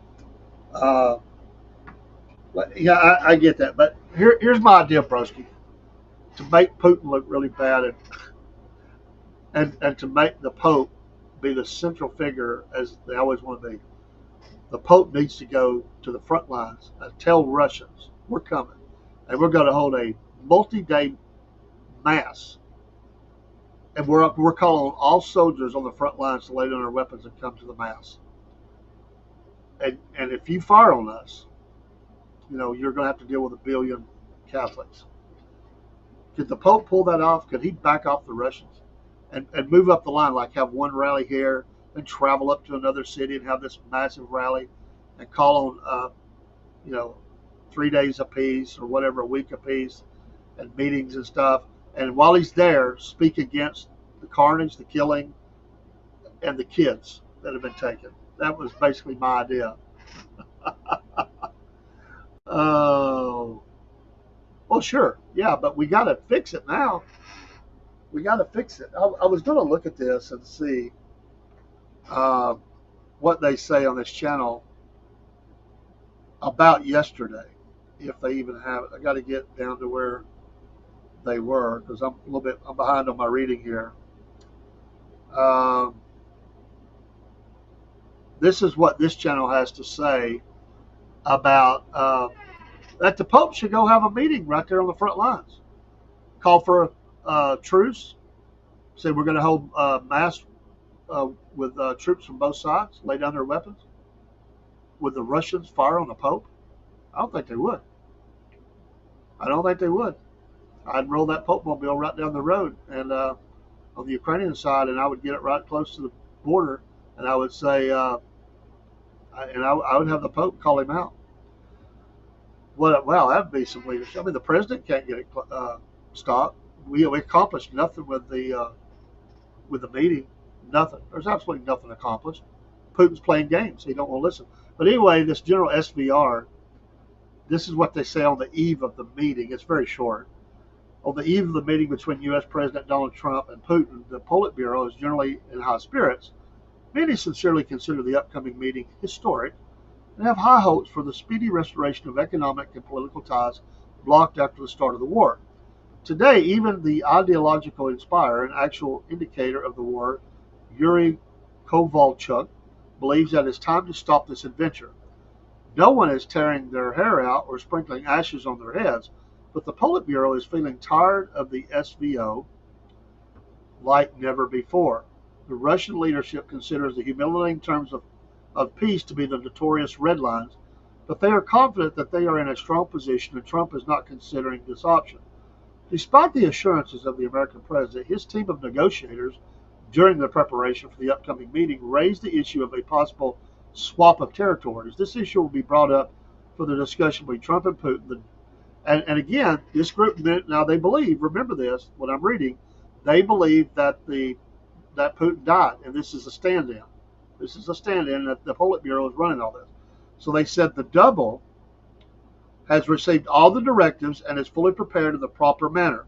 Whether there be a breakthrough of the ceasefire issue today, we will find out in the near future. They believe in the premise that Putin is dead, and they have his body in stasis or whatever they do. And this is a double. It's been going on for over a year, and that he can't make a deal unless the Politburo says we got a deal. And so they would say that's why he had to walk away without a deal. He's got to cover it with them, and then it's an interesting topic. I think it's funny. He said that, broski, but he lies through his demonic teeth. Yeah, they did lose it, and I like that he said it only because of that reason. But he's playing. He's playing, dude. This dude is playing. Playing. Oh, that was the other one. I want to go to this one. No, I'm just saying he should do it. Dude, wouldn't that be like the killer thing? The Pope show up with all the entourage, announce it to the Ukrainians and the Russians, and say, do not get in our way. We're going to have a peace summit right on the front lines near Sumy. We're calling for a cessation of hostilities, and we're calling on all soldiers to lay down their weapons, come in under a flag of truce, and join the rally, a massive mass with people that coming from both sides, and we're calling for this war to end, and we're going to have a peace rally, massive, and we're calling on the return of the kids. I think it'd be killer. Well, sure, I believe all that. But I'm just saying, you can make Ukraine make a deal. You can't make Russia. Zelensky's nothing. He'll do what he's told to do, or else. But Russia's a different matter. So they got nothing accomplished in my book. I don't think anything happened. They got to eat some good. I wonder what was on the food agenda. What if they ate while they were there? 3 hours? You think they would eat? Did they make them some borscht? Did they bring them some fish? Did they have some Alaskan delicacies, traditional, kind of things? Drink a beer or two? I don't know what the hell deal on that.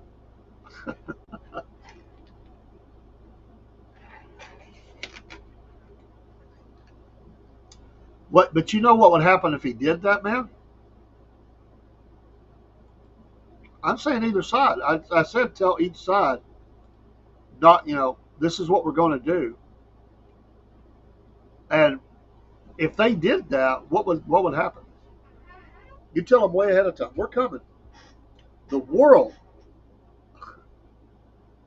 I'm not saying he's not the issue, but you can't make Putin do the deal. There's no guarantee that he stops if Zelensky's removed. No guarantee whatsoever. Putin's a liar. I have no love for Zelensky. I've said that. I've been on board with that from day one. But Putin is this ain't Weekend at Bernie's, man.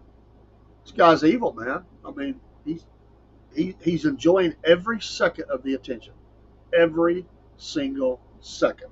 This guy is enjoying what's going on here. So, yeah. They don't have to. The Pope is a leader that has reached out to many faiths, as you know, and he has called for things to stop in areas where that was not their traditional. But there's over 1 billion Catholics in the world, man. I mean, come on. Uh, I'm not measuring the level of liar here. Again, I'm not debating with you. I'm just saying both men are scum. Agreed? You can put scum one, scum two on the names, but both these men are scum. I think we can agree on that, correct? They're scum. They're scum.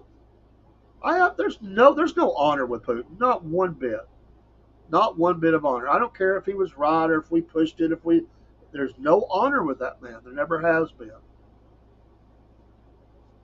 Any country that would take all these children and do what they've done, no.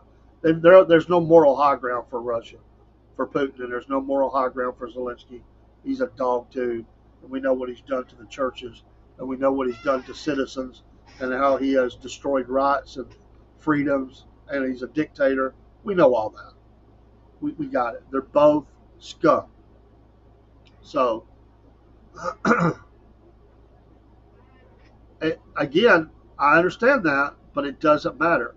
If you've got that kind of a movement showing up on the battlefield, what would the world do if either one of those countries made a move on it? What would happen? I think they would hold off. I don't think they would do anything. There's condemnation and there's condemnation. And they wouldn't want that. It'll never happen.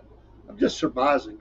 But it would be, if a person really wanted to be a talk of the ages, 10,000 years from now, they look back, a move like that, wow, what would that be?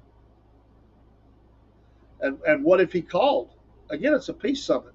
And what if he called those other faith leaders to join him? And then they're firing on their own.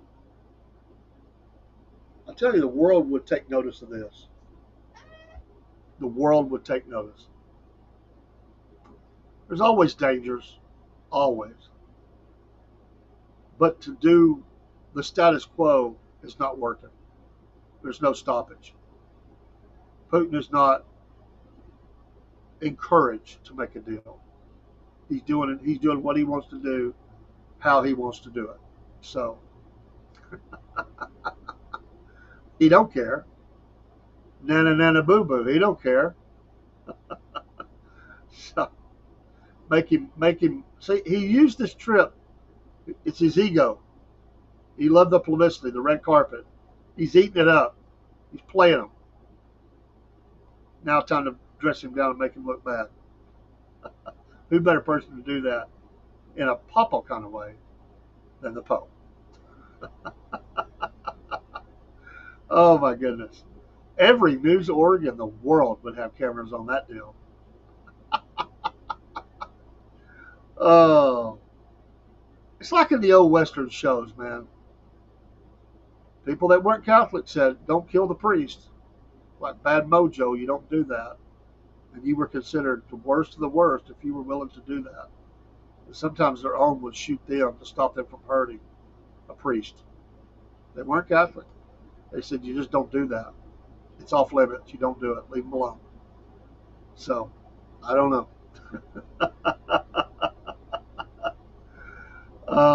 I agree, but right now Putin's not willing to. All I've said, remove Zelensky. I'd kick his little butt to the side. I tell him it's not up to him to make the deal anymore. But I'd say we refuse to talk to you. We'll deal with somebody else in the country. We're not dealing with you. I'd sideline him today. He's trouble. He's a problem child. But Putin's just not ready. He's not going to make a deal right now. It's like, don't call us, we'll call you. That phone call ain't coming. Unless they're calling to call for pizza. All right, folks, I got to get out of here. I got to go to work. We're approaching the 2-hour mark. I've enjoyed being home with you. I appreciate those that have dropped by. Killer Carl, Broski, others that we know not your name. We appreciate you having stopped in. And on Podbean as well. And we do see those names. We appreciate you stopping by. Some great names. even if it was just for a second, you heard this old man's voice and said, "Ah, I don't want to listen to that," it's okay. Appreciate you stopping by. And everybody have a great Saturday. Enjoy it. Absolutely enjoy it. It's hopefully we may get a little rain, but hopefully we'll end up having a pretty day. And we'll be on in the morning for the Sunday morning in the Word. I'm looking forward to that. I always do. And come join us. We'll talk about. We'll talk. I've got I always have a topic. I always have something that we want to just talk over. We'll put a scripture with it, and then we'll talk about in biblical sense and in practice. We'll talk about that as well. Take care and God bless.